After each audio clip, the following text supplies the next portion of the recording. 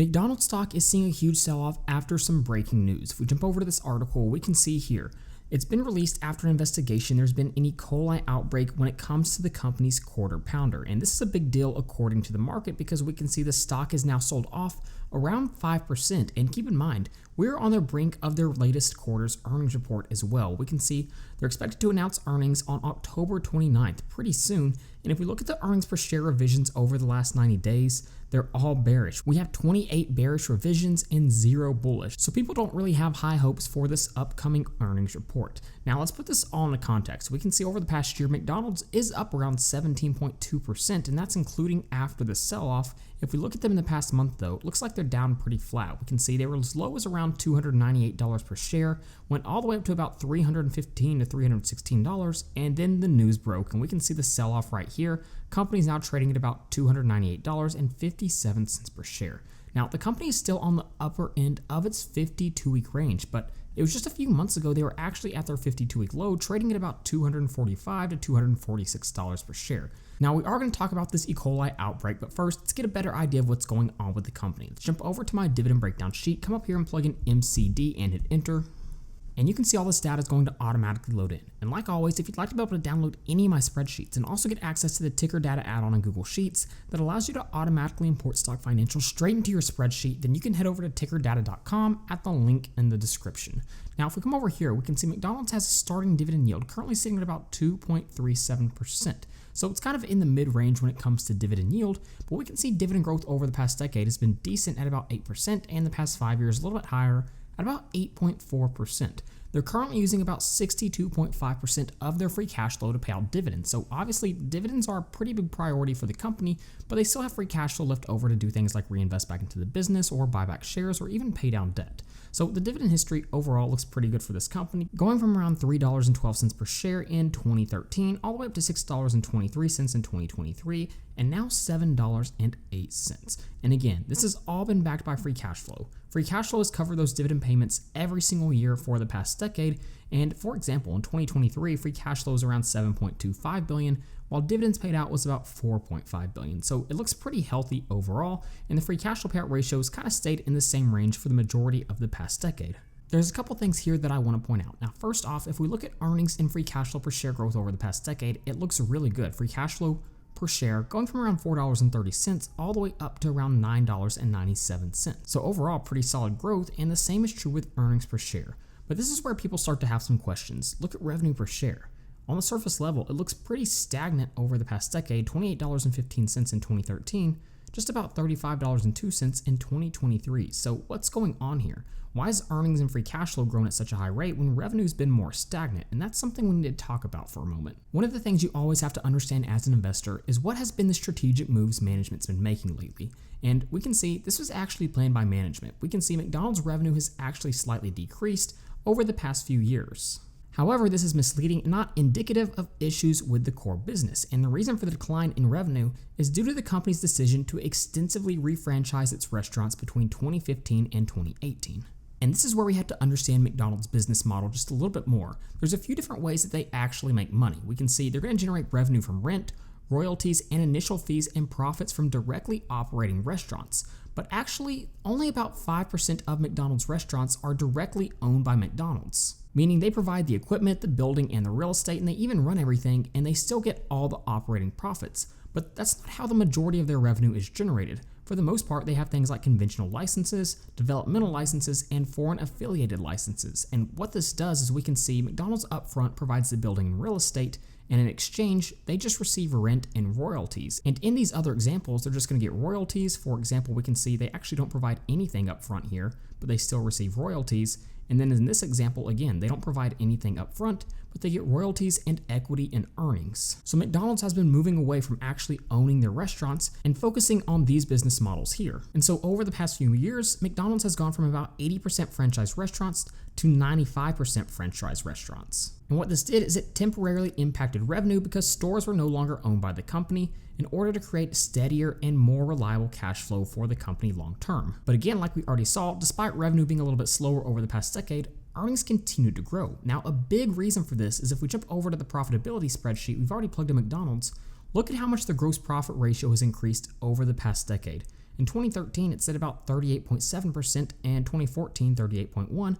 And look at the end of 2023, all the way up to 55.62%. So we're talking about a significant increase in the gross profit ratio for this company because they've been moving away from directly owning those restaurants. So what we're coming to understand here is these three types of licenses here, instead of McDonald's directly owning the restaurants, these are far more profitable when it comes to the gross profit ratio. And this is exactly why the company has continued to grow its earnings and free cash flow despite revenue being somewhat stagnant over the past decade. So again, when you see charts like this that don't necessarily look good at first glance, you have to put things into context and make sure you actually understand what's going on with the business. But now let's jump back over to the breaking news with the company, the E. coli problem, the huge sell-off because of this report. And obviously this spooked a lot of investors. McDonald's down around 5%. And if we scroll down, we can see Baird downgraded McDonald's to a neutral rating from outperform. And the quote here is, while we are confident McDonald's ultimately can effectively manage through the E. coli issue successfully, the elevated risk related to the near-term demand outlook for the US gives us some pause. At the same time, we are seeing signs of an increasingly challenging economic backdrop outside the US. Okay, so I think there's some interesting things we want to look at in this quote. First off, they're confident McDonald's ultimately can effectively manage through this issue successfully, but they're concerned about the near-term risk. And for me, as a long-term investor always looking for great value, that quote actually gets me pretty excited. I love it when I see a stock sell off if I still believe in the company long term. For example, Walgreens is down more than 50% over the last year, but I wouldn't buy into that stock because I don't believe in them in the long term. But I don't think a company like McDonald's is going away anytime soon. Like they mentioned, this might hurt McDonald's in the near term, but I'm not really concerned about it in the long term. So I more than welcome a sell-off because of this issue. What's interesting about this issue is we've actually seen this exact same thing happen before with Chipotle. We can see right here, Chipotle Mexican Grill, stock ticker CMG, a company that just underwent a stock split recently. And we can see in the past 10 years, they've delivered market-beating returns at about 369%. But if you look at what happened close to around 8 years ago, we can see they suffered the same thing going through an E. coli scandal. And keep in mind, this is an article written around 2016. And at the time, Chipotle was trading at about $700 to $725 per share. And when the scandal broke, they dropped all the way below $400 per share for just a moment, which was around a 45% decline. So we're talking about a massive sell-off. A lot of investors ran from this position. But let's put this entire fiasco into context by looking at the long-term chart here. If we come over here, we can see right here is around when the E. coli outburst started. The company was trading at about $14.59 when you look at the stock split adjusted price. $14.59, and after the sell-off, dropped off to around $9.90 per share. Look at where they're trading at today, close to $60 per share. So just like McDonald's, yes, this was a huge problem for the company in the near term. I don't want to diminish that. Down 45% is a massive sell-off, but I would love to see a sell-off like that with McDonald's. I don't necessarily think that means we'll see the exact same returns that Chipotle has seen. They probably won't do that well because it's pretty rare to see a company do that well. But I think if we see a huge sell-off, it could definitely create an opportunity for McDonald's. Now, with that being said, is McDonald's trading at a good value at $298.57, especially right before their upcoming earnings report? To answer that question, let's go ahead and jump over to my stock valuation spreadsheet. We'll go ahead and come up here and plug in MCD, and we can see all this data is going to automatically load in. Now, before we even begin to look at any valuations, the first thing that I want to do is look at how the company has historically traded by looking at their price to earnings multiple compared to where it's been historically speaking. If we look at the price to earnings trailing 12 months, non-GAAP, that means non-generally accepted accounting principles, it's sitting at about 26.65 with their 5-year average at about 27.59. So it's about a 3.41% difference to the 5-year average. So maybe slightly undervalued compared to how they've traded historically, but not a huge difference there. If we go ahead and jump back over to our valuation spreadsheet, the first one I want to look at is going to be our multiples valuation model. And this values a company based on how the market is valuing companies that are similar in structure. And obviously, there's no company exactly like McDonald's, but there are some higher quality restaurant companies that also trade at high price to earnings multiples. Companies like Domino's, Starbucks, and Yum Brands, we can see their price to earnings multiples relatively high compared to the average of the market. In fact, the average price to earnings multiple for these companies is sitting at about 26.42. So if we apply that same price to earnings multiple to McDonald's, we can see we'd come to an intrinsic value of about $307.35 per share, which was pretty close to what they were trading off before this recent sell-off. If we look at our dividend discount model, again, valuing the company based on how much they pay out in dividends and how much that dividend is increasing over time.